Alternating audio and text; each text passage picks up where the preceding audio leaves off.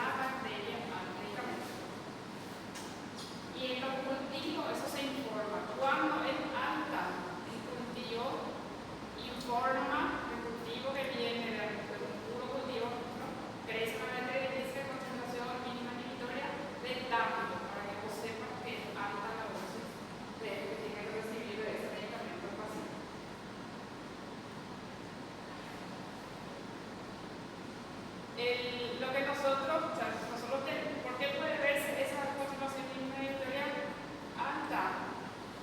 Por varios motivos. O sea, puede ser difícil que llegue también a esa concentración mínima editorial, puede ser que sea difícil por varios motivos. El sitio, el proceso infeccioso, que la CMI de un medicamento, de un antibiótico, sea muy alta, por el índice terapéutico del medicamento también. Acá tenemos que tener en cuenta que la difusión de los antibióticos es diferente. Hay algunos medicamentos que se acumulan bien en los tejidos, hay otros medicamentos que se en la sangre, hay medicamentos que llegan bien solo a sitios donde hay irrigación, hay medicamentos que llegan un poco donde no hay irrigación. Entonces nosotros tenemos que tener todo eso en cuenta para elegir un antibiótico. Para que nosotros elijamos qué tipo de antibiótico vamos a hacer, nosotros tenemos que saber qué tipo de bacteria, dónde está el proceso infeccioso, qué tipo de bacteria hay más frecuentemente ahí. De acuerdo al tipo de bacteria, cómo es ese sitio o ese proceso infeccioso otra vez. En la parte orofaringe, por ejemplo, ¿qué tipo de bacterias hay más? ¿La positiva o la negativa? Gran positiva. Entonces, principalmente cuando hablamos de un medicamento a un paciente tenemos que cubrir gran positivo. En la parte abdominal, el abdomen, la parte genitourinaria, más gran negativo. Entonces nosotros tenemos que usar, sabemos que si hay un proceso infeccioso ahí, lo más probable es que sea gran negativo y tenemos que usar un antibiótico que tenga buena cobertura. Ahora es diferente qué tipo de proceso a veces se ve. Es un acceso, es la necrosis, porque tiene que ser un medicamento que llegue bien a eso. Todo eso puede alterar la llegada del medicamento a ese lugar. También habla del índice terapéutico. Cuando el índice terapéutico es estrecho, hay más riesgo de que un paciente tenga efectos adversos. Y con estos dos grupos de medicamentos tienen un índice terapéutico muy estrecho. O sea, fácilmente el paciente se puede intoxicar con esos antibióticos. Y esos medicamentos se recomiendan que si se puede hacer el dosaje, se haga el dosaje en sangre. Hay lugares, hay hospitales donde se tiene para hacer, entonces se hace la vancomicina, el dosaje de vancomicina en sangre, para saber si el paciente está con el nivel terapéutico o tiene algún nivel claro, una intoxicación también con esos medicamentos. Y esto también, los aminoglucósidos, son la amicacina, por ejemplo, la streptomicina, son medicamentos que están indicados que se docen en sangre, si es que tenemos posibilidad de usar para saber cómo está el nivel de la concentración en sangre para el nivel de riesgo de enfermedad. Después, hablando un poco del efecto del medicamento, aparte de que puede tener acción bactericida o bacteriostática, la forma que puede actuar el medicamento es de esta manera: una acción que es concentración dependiente y una acción que es dependiente del tiempo. En los antibióticos que tienen una acción que depende de la concentración, lo importante es que lleguen a tener una concentración alta en sangre. Y en los medicamentos que tienen una acción dependiente del tiempo, cuanto más tiempo está por encima de la concentración mínima inhibitoria, es más efectivo. Gráficamente, ¿qué quiere decir eso? Que el medicamento que es concentración dependiente no importa tanto el tiempo que está por encima de la concentración mínima inhibitoria, importa a qué concentración llega ese medicamento. Entonces, si llega a estar a una concentración alta, ya va a ejercer su efecto medicamento. En el otro caso, la relatividad es dependiente del tiempo. Cuanto más tiempo esté por encima de la concentración mínima inhibitoria, más eficaz es el medicamento. Mejor efecto va a tener. O sea, no se busca que sea muy alta la concentración, sino que esté por encima de la concentración mínima inhibitoria.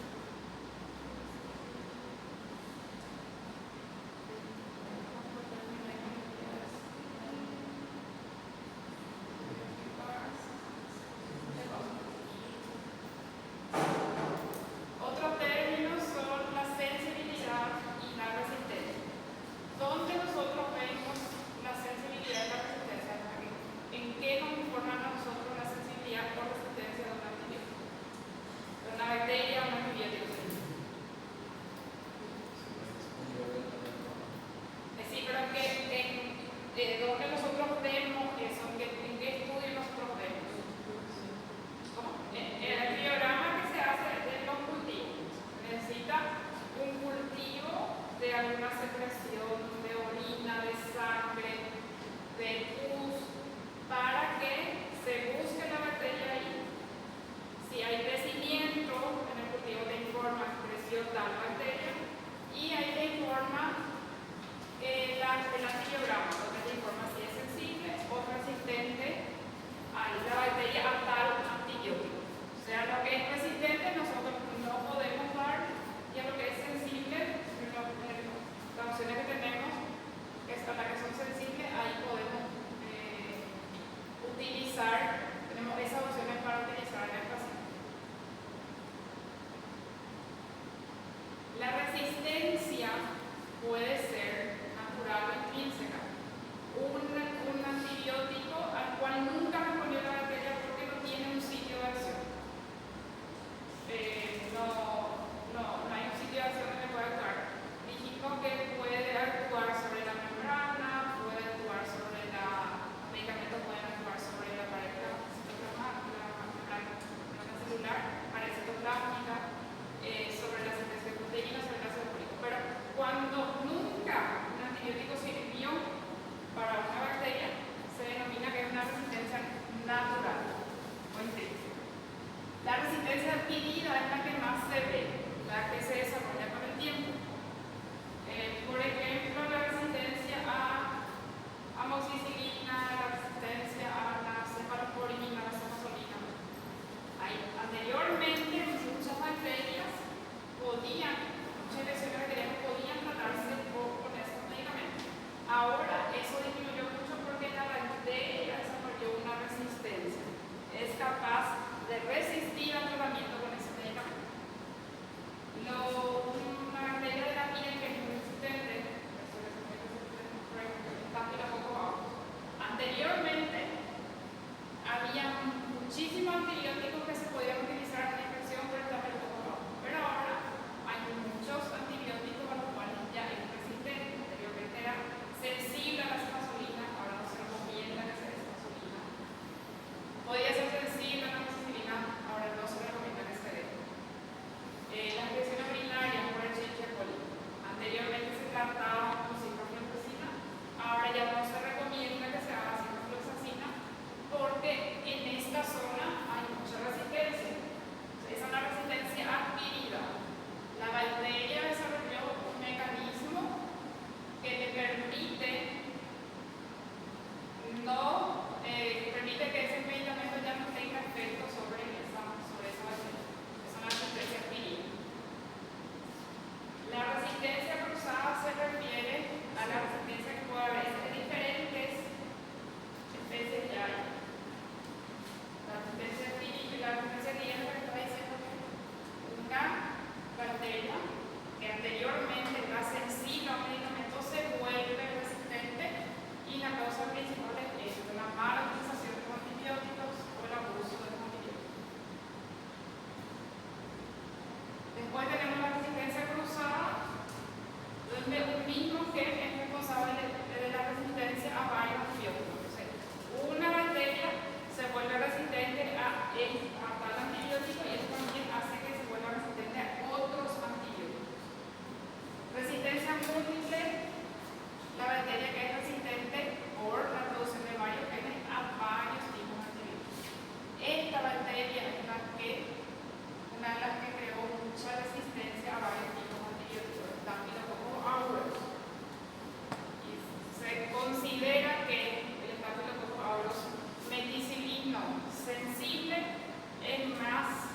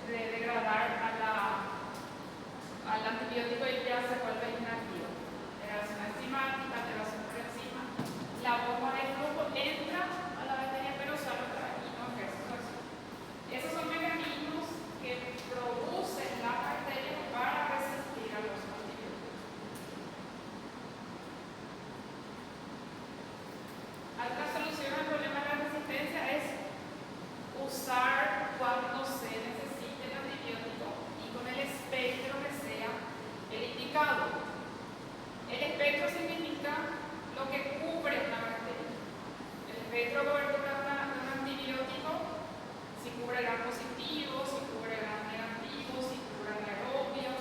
Eso es el espectro. Amplio espectro significa que cubre varios tipos de bacterias. Y si no es necesario usar algo de amplio espectro, aunque no se use. O sea, si viene un paciente con una faringitis, una faringoamigdalitis, y tiene que recibir antibiótico, no es un paciente que suele tomar antibiótico, no es un paciente que estaba internado, que se le dé algo que no sea de muy amplio espectro, que cubra eso. Tiene que cubrir un germen que nosotros llamamos de la comunidad, que está circulando ahí porque va a ser muy diferente el medicamento que se tiene que usar si es algo intrahospitalario. Entonces, usar el espectro adecuado. No hace falta hacerle una vancomicina con ese paciente cuando le pueda hacer macrólidas, vancomicina, por ejemplo, o algo que está lactando. Entonces, usar el espectro que sea el indicador, porque nosotros usamos un espectro muy amplio. Si ese paciente no mejora con eso, ya no tenemos otra opción. Otra medida de utilización adecuada del antibiótico. El paciente muchas veces cuando mejora ya no quiere empezar su tratamiento. En ese mismo caso está con dolor de garganta, está con fiebre, pero toma 3 días un medicamento y dice que ya mejoró, ya se curó y ve. Si es que ese cuadro no se resuelve, vamos a tener que usar otro antibiótico. No podemos usar, si el paciente viene después de 2 semanas, porque no tomó todo su medicamento, porque ya estaba curado de él. No vamos a poder usar ese mismo medicamento, tenemos que cambiar la medicación. Entonces, por eso tiene que hacer la dosis que se le indica y el tratamiento correcto.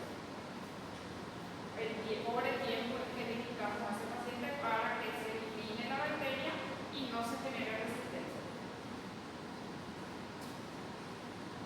En la selección del antibiótico tenemos que tener en cuenta primero que sea infeccioso, si es antibiótico que sea bacteriano, o dar que sea necesario.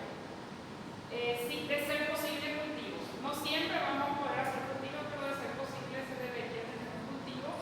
Y nosotros, ¿cómo empezamos el tratamiento antibiótico? Con un tratamiento que se llama empírico. Si es que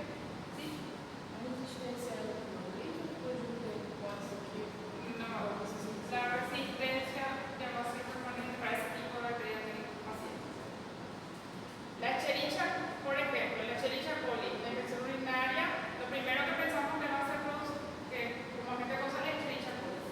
Le dije que ahora ya no se usa ciprofloxacina porque hay mucha resistencia en esta zona, Sudamérica. En otras zonas puede servir todavía. Entonces, no se indica más eso, nosotros tenemos que pensar en cuál es la causa más frecuente. Pensar en qué tratamiento, qué antibiótico es lo que es sensible acá. Entonces ahí se hace un tratamiento empírico mientras si le pedimos un cultivo nosotros esperamos los resultados. El cultivo, si tiene el cultivo te dice qué bacteria es y qué antibiograma tiene para que vos puedas seguir o no con ese tratamiento. Eso es empírico. Cuando no es empírico, es dirigido. Si nosotros tenemos ya la bacteria, tenemos ya aislado el germen, hay un tratamiento dirigido. Cuando hacemos, por lo más frecuente es empírico. En caso do tratamento empírico, se não é correspondente àquela bactéria, ele também não causa a resistência. Puede haber resistencia, puede producir, pero el tratamiento se cambia si el paciente no mejora. Si tu paciente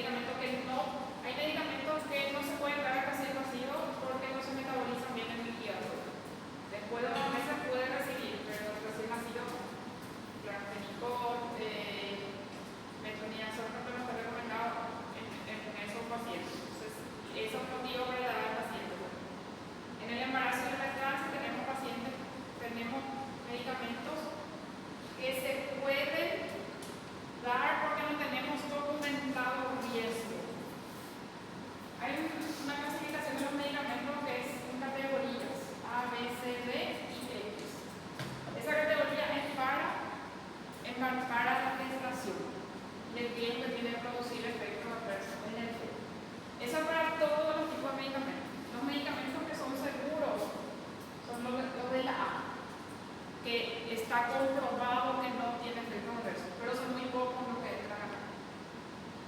Los medicamentos que están en animales no producen efectos adversos, pero no sabemos, no tenemos documentado en humanos, son del grupo B.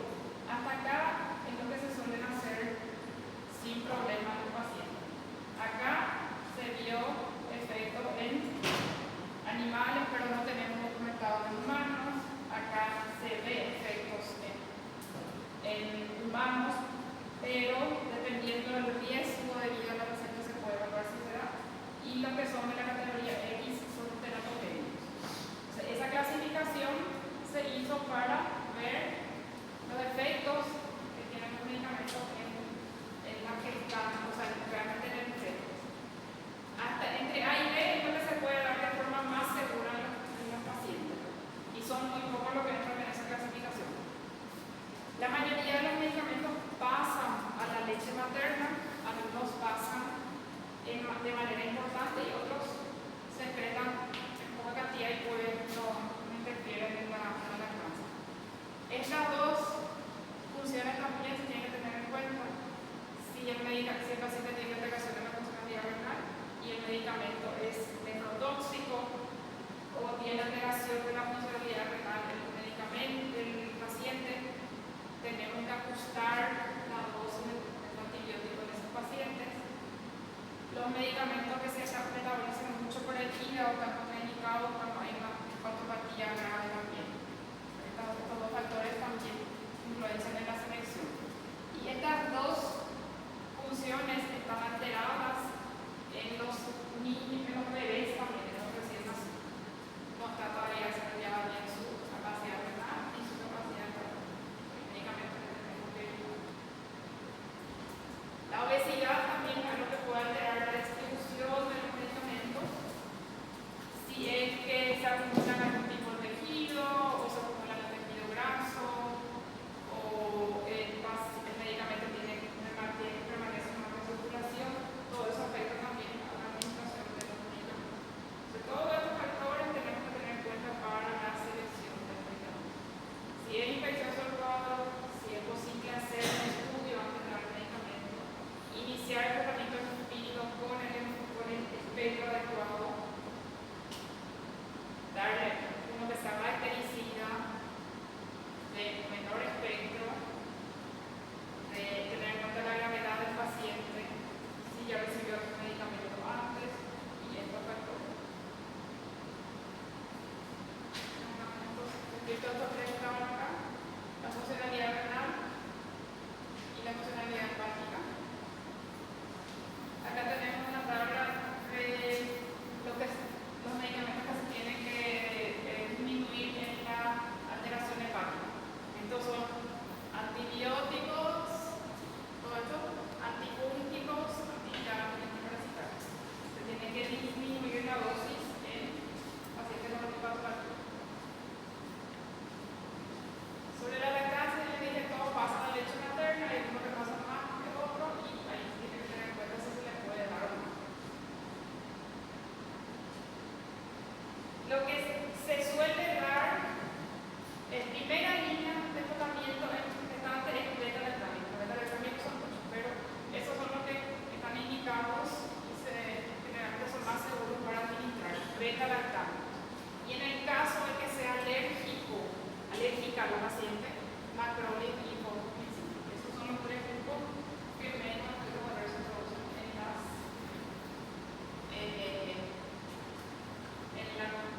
que estamos. Y les decía de los medicamentos que se evitan en los primeros, en la recién nacido, clorafenico y combinación. Pero ¿dónde tenemos que buscar nosotros para tratar una infección en gestante en la beta-lactamina? Si es alérgico, ahí vamos por macrolide.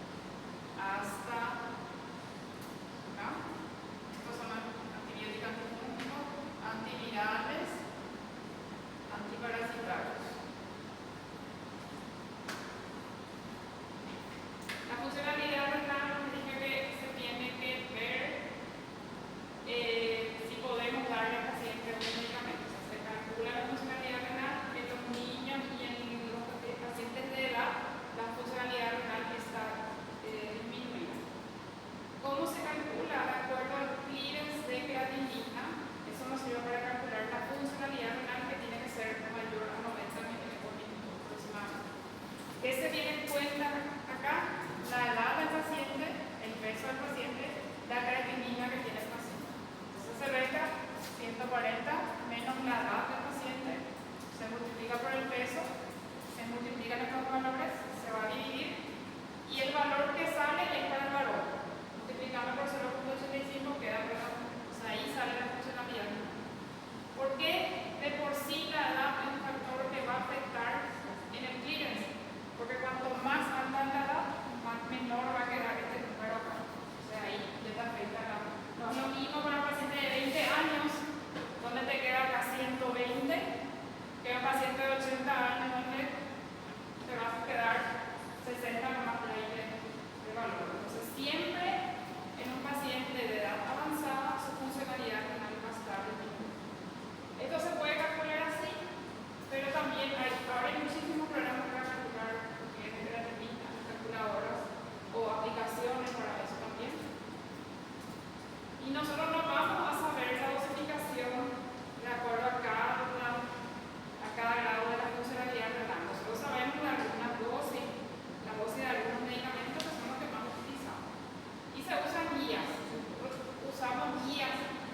¿Qué es lo que se hace? Se calcula la funcionalidad renal y se ve dónde cae. Por ejemplo, el paciente tiene un nivel de creatinina de 40 ml por minuto. Se cae en eso. Vamos a suponer que tiene que recibir ese primer antibiótico, amigacina. O sea, dice cada 24 o cada 48 horas. Si el paciente tuviera una funcionalidad renal normal, iba a ser cada 8 cada 12. Entonces, ¿qué pasa? Se disminuye la dosis del medicamento o se aumenta el intervalo entre eso. Hay casos donde se va a dar siempre lo mismo. Acá, por ejemplo, la ceftriaxona con cualquier funcionalidad renal se administra de la misma forma porque se elimina por el hígado, por la bilis. Entonces no tiene necesidad de uso. Hay medicamentos, ¿dónde está la vancomicina? Quienes disminuyen mucho la forma en que se va a administrar el medicamento.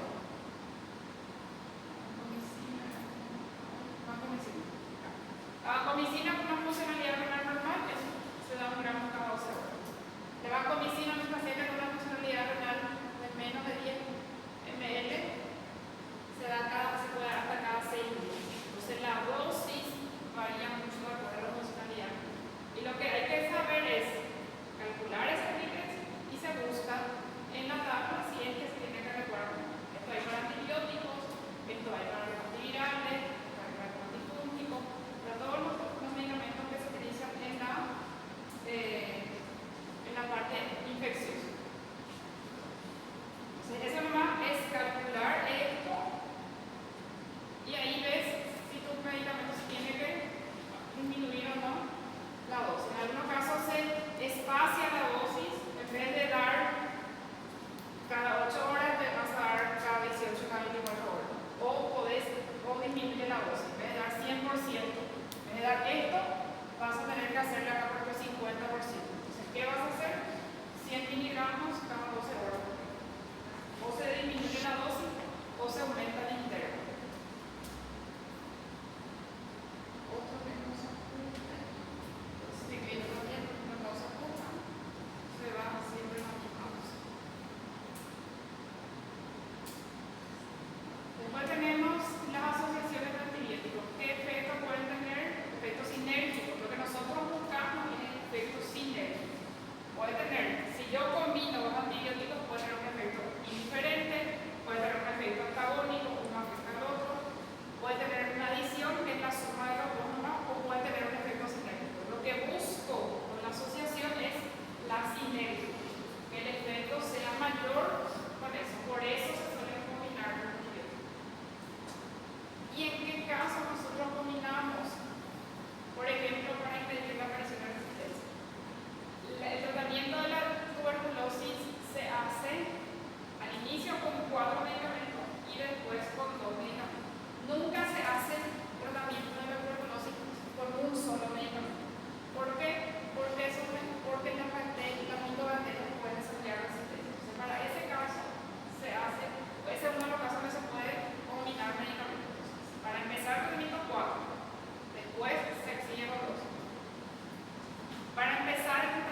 son pacientes graves. El caso de la meningitis que les decía, el paciente sin patología de base, paciente que no estuvo internado, no tuvo contacto con el hospital, pero le vemos grave. Vamos a hacerle 2 antibióticos al inicio y después, dependiendo de su evolución, le sacamos o seguimos con eso.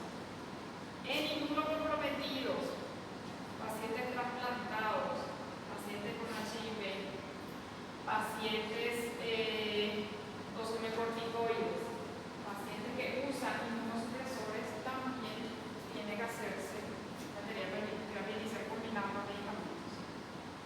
En caso de infecciones mixtas, si hablamos de sitio, un paciente tiene coincidentemente una neumonía y está con un cuadro abdominal. Nosotros tenemos gérmenes que son diferentes en esos sitios, entonces tenemos que combinar también.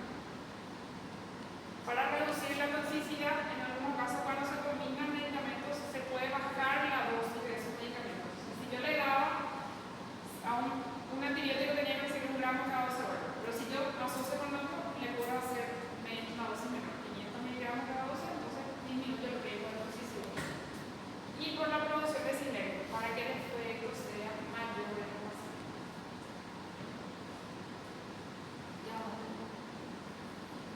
La profilaxis de antibiótico con antibiótico. La profilaxis es para prevenir. Si nosotros hacemos tratamiento, o sea, si es ya un proceso infeccioso, vamos a hacer un tratamiento. Entonces, la profilaxis se hace para prevenir.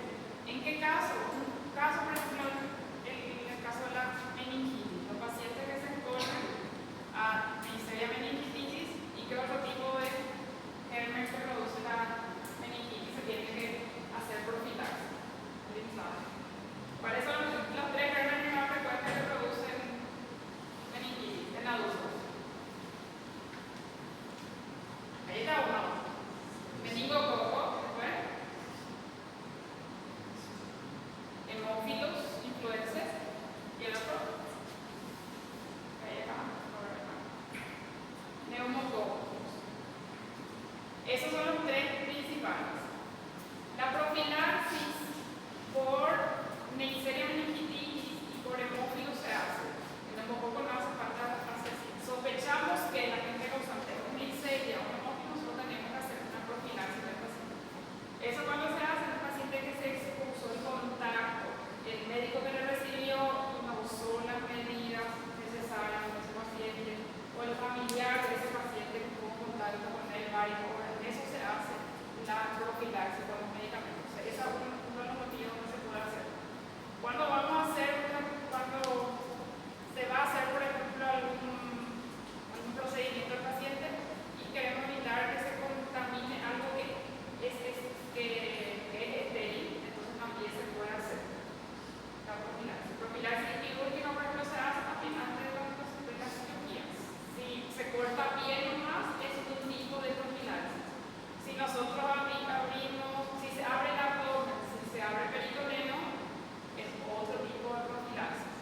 Si el paciente te da una cirugía oftalmológica, otro tipo de profilaxis. Si se tiene que hacer una cirugía cardíaca, otro tipo de profilaxis se hace. Entonces, dependiendo del sitio donde nosotros queremos, donde se va a hacer un procedimiento en el paciente. Hay pacientes donde está indicado que se haga profilaxis para disminuir la gravedad de las enfermedades, por ejemplo, los de POC, en los inmunodeprimidos, en pacientes con antecedentes de endocarditis bacteriana, ellos también se tienen que hacer profilaxis. Cuando se van a hacer, por ejemplo, un procedimiento oncológico, tienen que hacer profilaxis también. Y para prevenir en el caso de intervención quirúrgica. Los inmunodeprimidos, eso después vamos a ver bien, pero el paciente que es inmunodeprimido, trasplantado, que usa inmunosupresores, portador de HIV, ellos tienen que tomar una profilaxis por mucho tiempo. Ellos toman profilaxis para infección bacteriana, profilaxis para infección viral, profilaxis para infección quirúrgica. De coloridad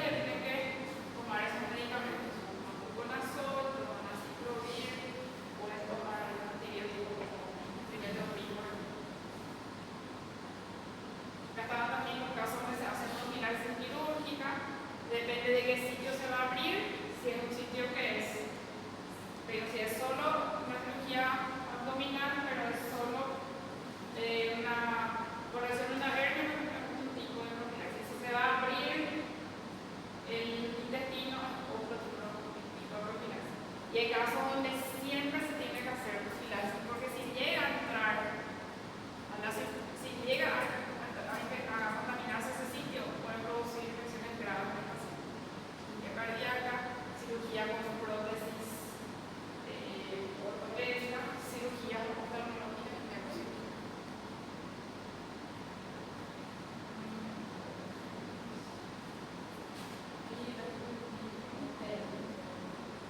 ¿Cómo? No, ya vamos a terminar. Ahí después de endocarditis, por ejemplo, se usa amoxicilina, lo que se hace. En la endocarditis, eso. Después, en pacientes que se exponen, por ejemplo, los contactos de pacientes que tienen sospecha de meningitis por hemófilo influenza, se puede hacer rifampicina como profilaxis. Vancomicina? Rifampicina. Ah, tá. Obrigada. Después otro caso ahí que también infecciones por meningococo también es rifampicina lo que se va a hacer. O sea, para cada exposición, para cada mismo tenemos un antibiótico que está indicado que sea. Acá también habla de la parte quirúrgica, dependiendo de qué tipo de cirugía sea, qué tipo de antibiótico está indicado que sea.